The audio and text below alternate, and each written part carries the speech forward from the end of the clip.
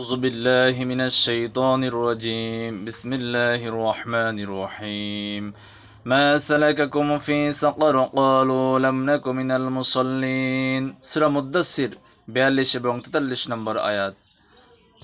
কিয়ামতের দিন জাহান্নামীদেরকে প্রশ্ন করা হবে, তোমাদেরকে কোন অপরাধ জাহান্নামে নিক্ষেপ করেছে? তারা বলবে, আমরা নামাজ পড়তাম না। নামাজ হচ্ছে আল্লাহর সঙ্গে যোগাযোগের সেতু। নামাজ না পড়া মানে নিজের হাতে সেই সেতুটি ভেঙে ফেলা।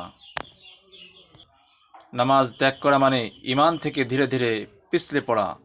একদিন দেখা যাবে মানুষ নামাজের কষ্ট এড়াতে গিয়ে আল্লাহর রহমতই হারিয়ে ফেলেছে। প্রিয় ভাই ও বোনেরা, আমরা প্রতিদিন মোবাইল চার্জ দিতে ভুলে যাই না, কিন্তু আত্মার চার্জ নামাজ আমরা ভুলে যাই। আল্লাহ আমাদের নামাজের মাধ্যমে শান্তি, প্রশান্তি ও রহমত দিতে চান। নামাজ শুধু ফরজ নয়, এটি আত্মার বিশ্রাম। রাসূলুল্লাহ সাল্লাল্লাহু আলাইহি ওয়াসাল্লাম বলতেন, আমার চোখের শীতলতা হলো নামাজ। তাহলে আমরা কেন এই শান্তির উৎস থেকে দূরে থাকি? আসুন আজই সিদ্ধান্ত নেই, আজ থেকে আমরা 5 ওয়াক্ত নামাজ নিয়মিত আদায় করব। আল্লাহ আমাদের সবাইকে নামাজে স্থির রাখুন। আমিন।